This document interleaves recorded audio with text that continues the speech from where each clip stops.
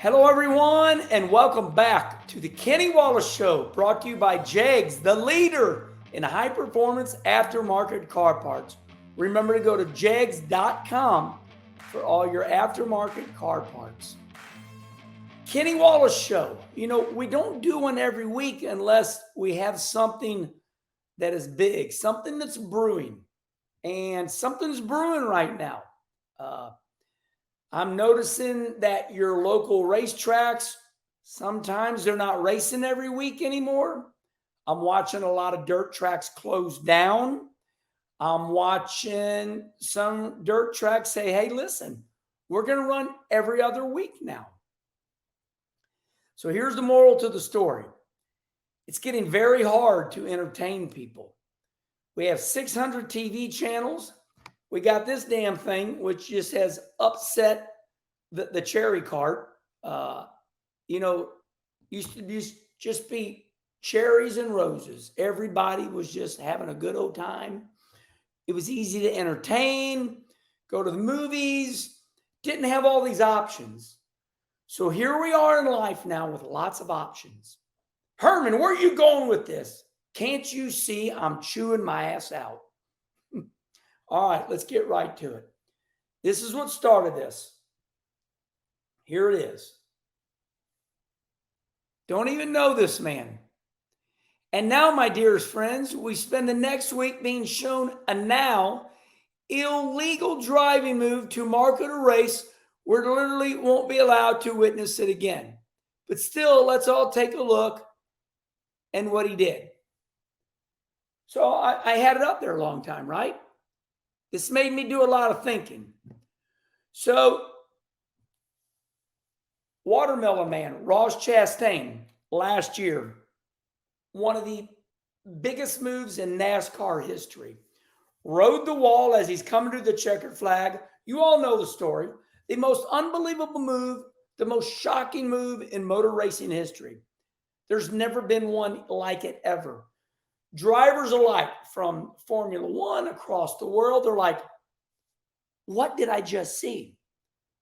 Now listen, because of the games, the little Gran Turismo games, the games where you don't get hurt, everybody thought about it. Hell, even Carl Edwards tried riding the wall years ago at the Kansas race when he was doing a slide job on Jimmy Johnson for the win.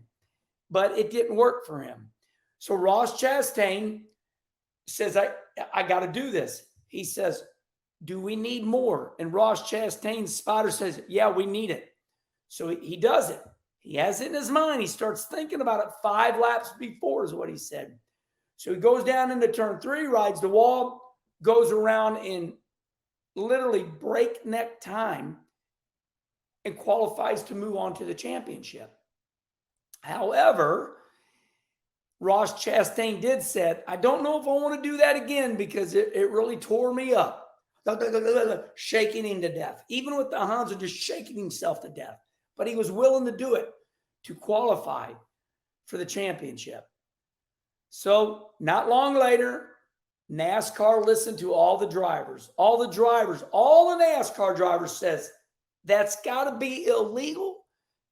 It's not within the realms of racing.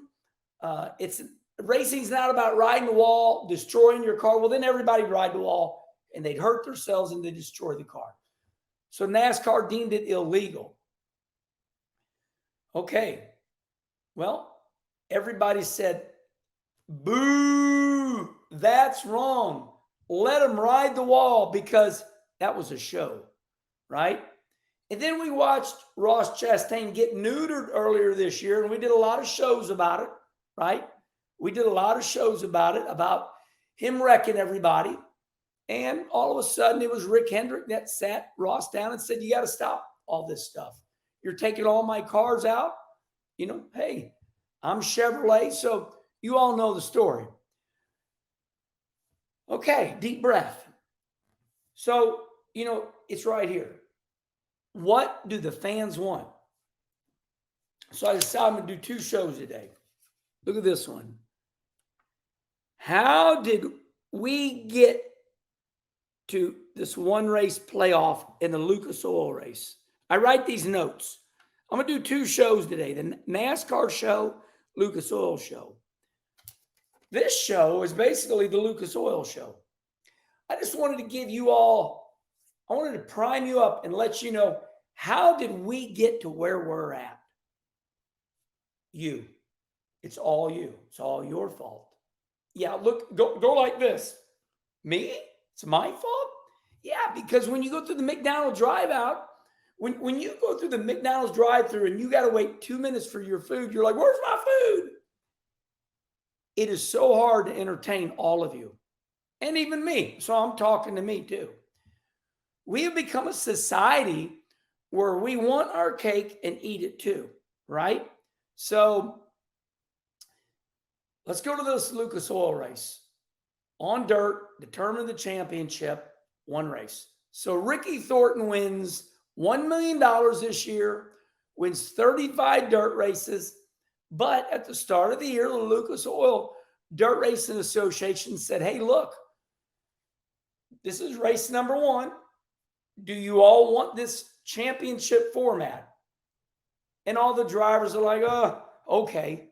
And they said it just like that. They went, well, okay.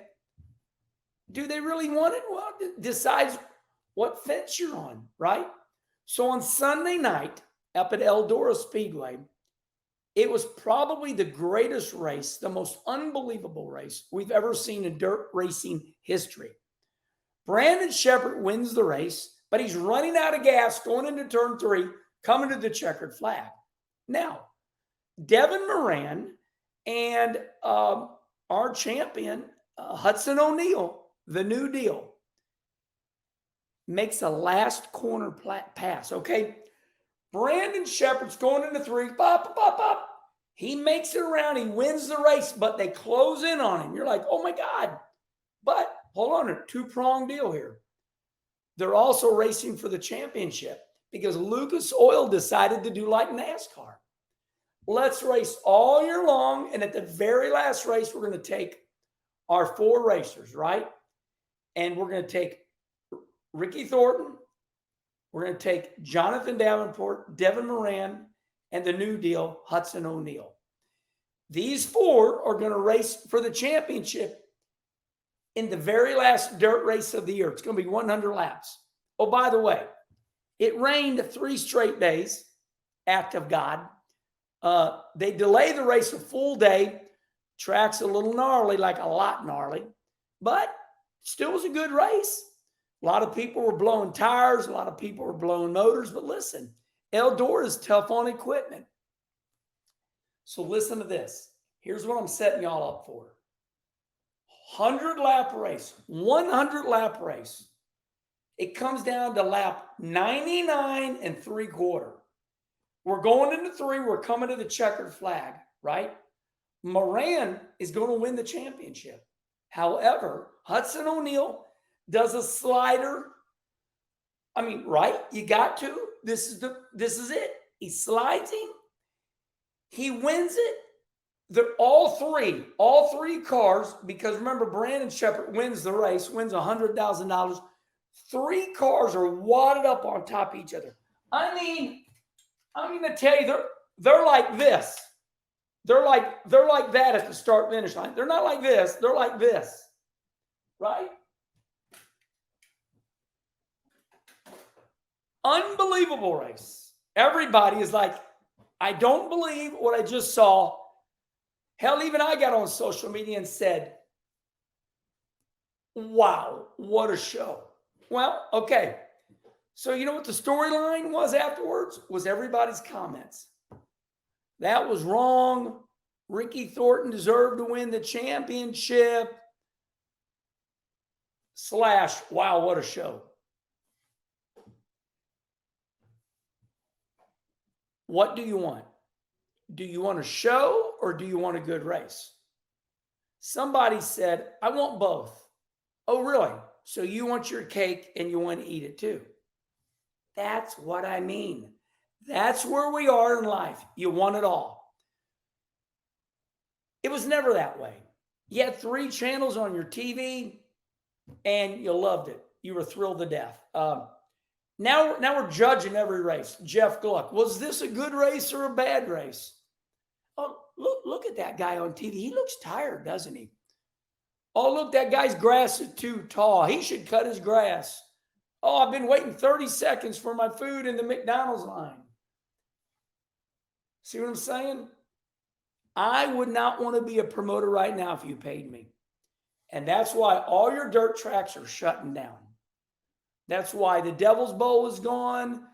That's why Belle Claire's been shut down. That's why Greenville, South Carolina is gone. The hits just keep on coming. Promoters are sick and tired of your crap. You talk not just out of both sides' mouth, but like all six. And it all comes down to wrestling, right? What the hell did you just say, Herman? I lost you on that one. Why is wrestling so popular? Wrestling. We know it's fake, but we know they're great athletes, right? They're making all these moves. These are incredible athletes. You ever seen those stands? Packed. You ever see the TV ratings? Unbelievable. Listen, wrestling is choreographed. It's a show. Monster Jam. You ever seen this? You ever see Monster Jam trucks? X Games, flipping stuff. I'm afraid we're at a point right now that y'all don't like racing. What you want is a show. You want to be entertained. You want your cake. You want to eat it too. So for all the people that think Ricky Thornton should have won the championship, well, I agree. Ricky Thornton should have been the champion winner, right? But he didn't win the championship because they all said, okay. And even Ricky Thornton said, we all signed up for it. We all went in. We're okay. Now, are they going to do it again next year? I'll tell you what, I'd like to see the ratings from Flow from last night. If that wasn't one of the most watched dirt races in Flow TV history, I don't know what is. Should I text? Let me see. Let me find Michael Rigsby's number here. Rigsby. Yeah, right here. Michael, period. Do you think that was the most watched dirt race in history last night from Eldora? Let's see if he answers me.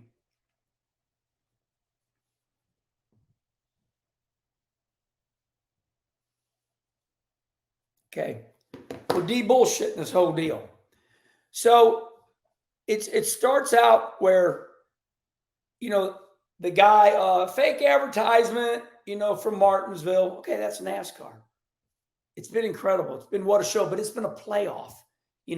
16, 12, 8, 4, bam, right? The problem with dirt racing is that you're dealing with raw dirt elements, right? So Ricky Thornton hooks a rut, runs into somebody, he's out, right? And then other fans are like, the real deal didn't deserve to win the championship because he went down a lap and he got his lap back. That's been the rule all year long. All year long, you get your lap back, just like in NASCAR. So here's another deal. Dirt's copying, or NASCAR. I've heard this cry. NASCAR is copying dirt races with double file restarts. Well, okay, but touche. Because now dirt is copying NASCAR with all these, choose cones, playoff chases. It's really just kind of off the charts, right? So the bottom line is I need you all to respond here, right?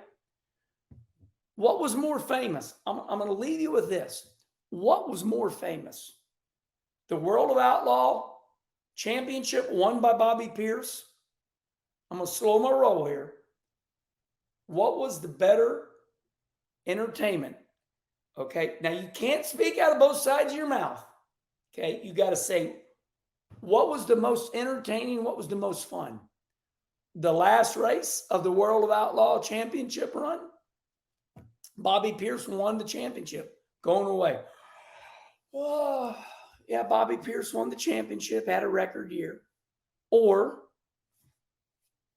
what did I just see? You mean to tell me Hudson O'Neal passed Moran on the last corner to win the championship? Yeah, but I didn't like the format because Ricky Thornton won 35 races. He was the real champion. Kind of reminds me of baseball and football. Hey, Herman, this ain't baseball, this ain't football. How about your football team goes 16-0 and doesn't win the Super Bowl? Oh, that's happened. Check the record books. Miami Dolphins. How about my Cardinals? Win 106 games and we get our ass beat by the Boston Red Sox in what was at the 2004 World Series. I'm old enough. I've seen it forever. Guy dominates all year long. Come down to the last race. It's like right now, Herman, who's going to win the NASCAR championship? Seriously? That's why we're going to watch. That's why there's record ratings, because it can come down to the last pit stop. The jack breaks. The guy has a bad pit stop. So it goes from a full year and we go into the playoffs like every sport in the world, not America, the world. So the fans, all of you, have created this. And I'm going to remind you why. Because you tuned out. It's boring. All the tracks are rubbered up on dirt. They're following the leader. I hate dirt. I've heard it all. So we made this show for all of you to respond right here. Here's the reasons we started this show, 2 of them. Let's go back and end you with this. We started like this because of what was on. We did this because of this. We did it because of that, right? We did it because of that. And we also did it because we had probably one of the greatest races and finishes in dirt racing history. And there were fans that still were upset because Ricky Thornton didn't win. Well, hell yeah. I like Ricky Thornton, great guy, but track was rough, popping right rear tires, blowing motors. I love Eldora, but listen, Eldora is not for the weak. It is not all about the driver. Eldora is about man and machine. Those guys have been putting their right rear on that wall for as long as Earl Baltus built that racetrack. Oh, they're running low. I don't like that. I'm going to bed. They're running low. Get up on the top. Blows the tire. Oh, damn. My driver didn't win. I don't like this format. So, all right. I told you why we did this. Because of we can't ride the wall no more at Martinsville. And the format now at the Lucas Oil race. So, this is going to be a really hard decision for Lucas Oil next year. Do we stay with a record-setting all eyeballs on this last race format? Do we stay with that format? Do we stay with the format? Or Ricky Thornton had the championship locked up, 10 races to go. Oh, he deserved to win the championship in the old days. Hell, I watched Jeff Green lock up. I watched Matt Kenseth lock up championships in NASCAR. 3 and 4 races to go. What do you want? What do you want? Respond right here and look at here.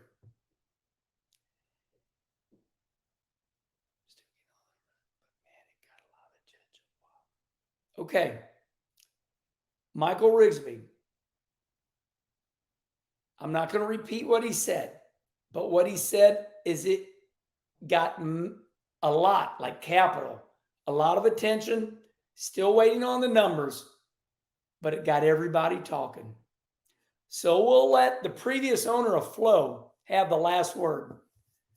The previous owner of Flow, Michael Rigsby, I'm sure he's not going to mind me saying this. We're going to leave it like this. It got a massive amount of attention, and it got a lot of people talking. All right, everybody, remember, we are in podcast form. Check us out on iTunes and Spotify. And until then, the Kenny Wallace Show just keeps on rolling.